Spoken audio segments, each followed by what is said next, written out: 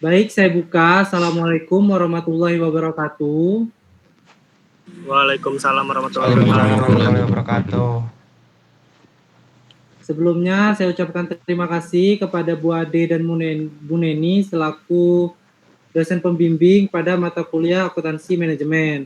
Di sini kami akan mempresentasikan laporan proyek UMKM pada PCTI. Sebelumnya saya Mas Jonan Algamar selaku moderator.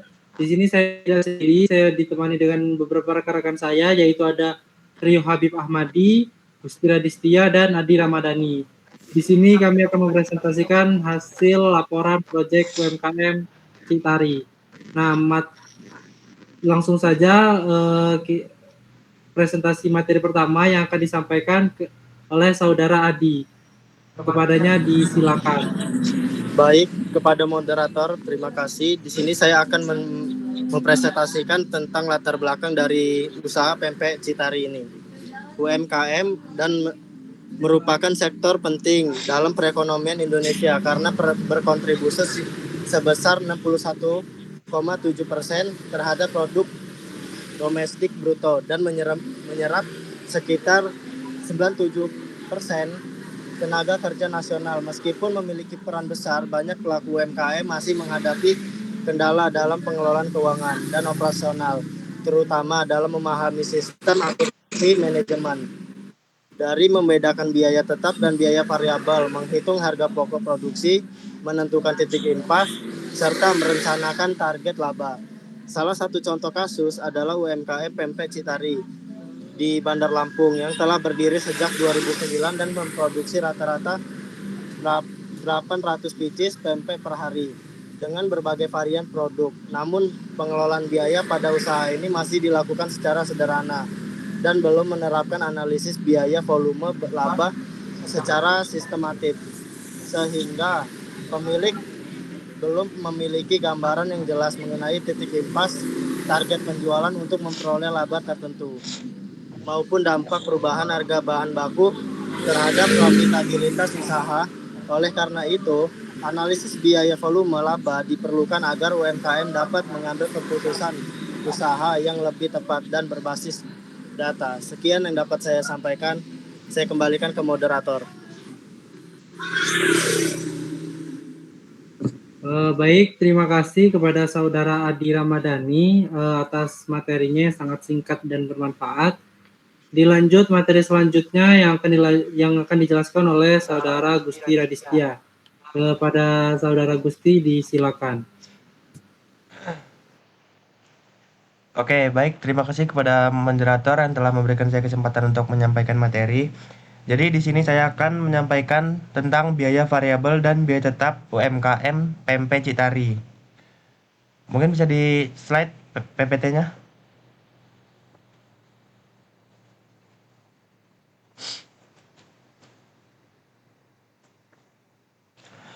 Oke, jadi biaya variabel dan biaya tetap dari pempek Citari ini terdiri dari yang pertama itu ada biaya variabel.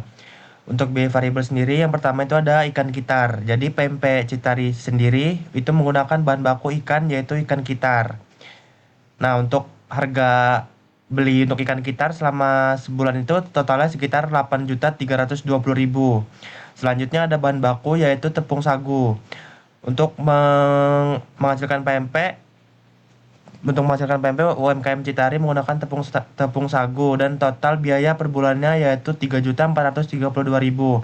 Selanjutnya yaitu gula aren. Gula aren sendiri digunakan sebagai bahan baku pembuatan dari cuka.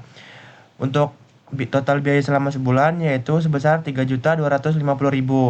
Selanjutnya yaitu ada bawang putih. Bawang putih merupakan bahan baku dari pembuatan cuka dan pembuatan pempek itu sendiri. Total biaya selama 1 bulan yaitu sekitar 1.274.000.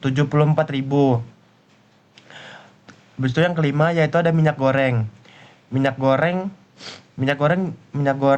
yang digunakan dalam sebulan itu menggunakan total biaya sebesar 2.808.000. Selanjutnya yaitu ada telur ayam. Telur ayam dalam sebulan UMKM PMP Citari dapat mengeluarkan biaya sebesar 5.200.000. Selanjutnya yaitu ada bumbu pelengkap. Untuk bumbu pelengkap sendiri ini, PMP Citari mengeluarkan biaya sebesar 780.000 per bulannya. Selanjutnya ada kemasan dan plastik.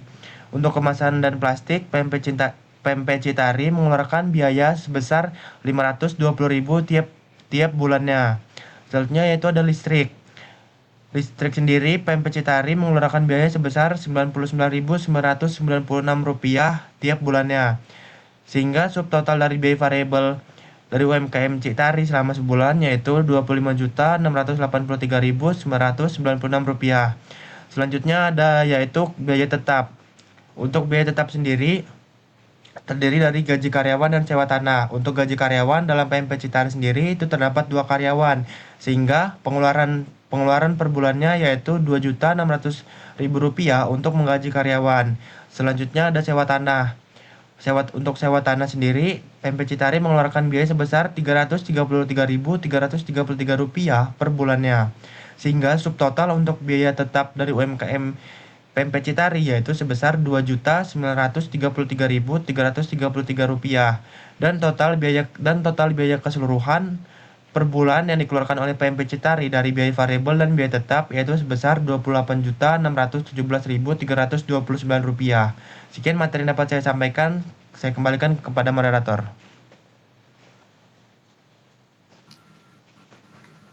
Baik, terima kasih kepada Saudara Gustira Distia atas pemaparan materinya. Materi selanjutnya akan yaitu terkait perhitungan BP akan disampaikan oleh Saudara Trio Habib Ahmadi. Kepada Mas Trio disilakan. Baik, terima kasih waktunya moderator. Pada slide ini kita akan membahas hasil perhitungan titik impas dari UMKM PMP Citari. BEP sendiri itu dihitung menggunakan 2 pendekatan, yaitu dalam satuan unit dan nilai per rupiah.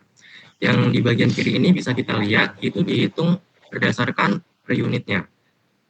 Rumusnya adalah total biaya tetap dibagi dengan margin kontribusi per unit.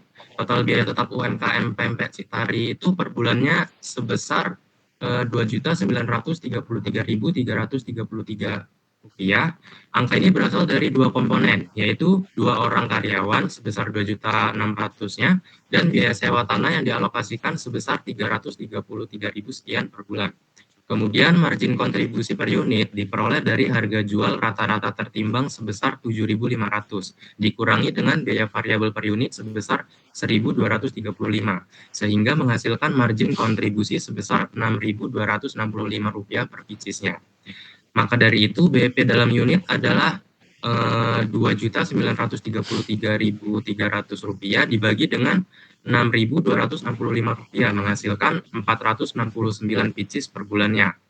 Yang artinya UMKM PMP Citari hanya perlu menjual 469 pieces pempek dalam sebulan untuk sekadar tidak rugi ataupun tidak untung. Jika dikonversi ke hari kerja, angka ini setara dengan sekitar 0,6 hari produksi saja dari 26 hari kerja aktif. Sangat kecil dibandingkan dengan kapasitas produksi aktual mereka yang mencapai 20.800 pieces per bulannya. Kemudian di bagian kanan ini ada perhitungan BEP berdasarkan nilai rupiah. Rumusnya adalah total biaya tetap dibagi dengan rasio margin kontribusi.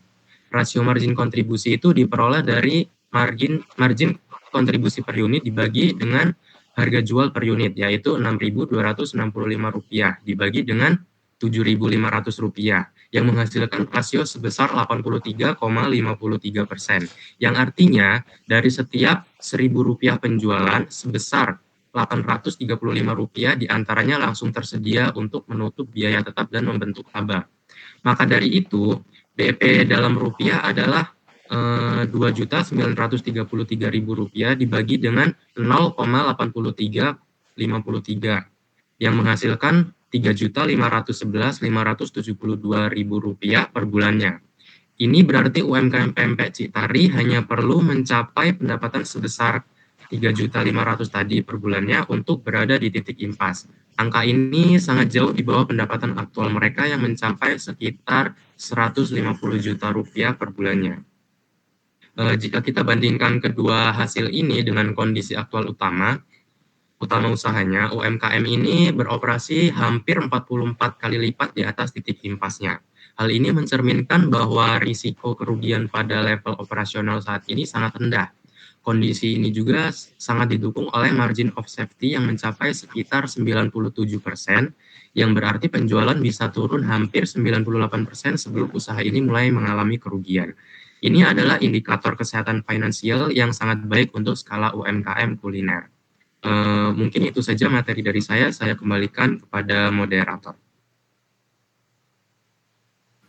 Baik, terima kasih kepada Saudara Habib atas pemaparan terkait perhitungan BEP-nya. Materi selanjutnya yaitu terkait rekomendasi strategis dari kami kepada UMKM, itu akan saya sampaikan sendiri. Baik, yang pertama, ini ada 4 rekomendasi strategis dari kami untuk UMKM Citari. Nah, yang pertama itu adalah melakukan penyesuaian harga jual secara berkala dan struktur. Maksudnya gimana? Yaitu harga jual itu perlu dievaluasi secara rutin mengikuti perubahan bahan baku agar margin keuntungan tetap stabil tanpa mengurangi daya saing. Yang maksudnya adalah setiap harga jual setiap perubahan harga bahan pokok itu diperhitungkan, dievaluasi agar margin itu tetap stabil, agar tidak turun atau tidak tertinggi gitu. Lalu yang kedua ada diverifikasi pemasaran atau memanfaatkan struktur biaya efisien untuk ekspansi. Nah, ini perlu diperluas untuk perlu memperluas, saran dari kami yaitu perlu memperluas penjualan melalui media sosial, marketplace atau layanan pesan antar dan promosi digital agar volume penjualan meningkat jauh serta bisa meningkatkan pasar yang lebih luas. Lalu yang ketiga ada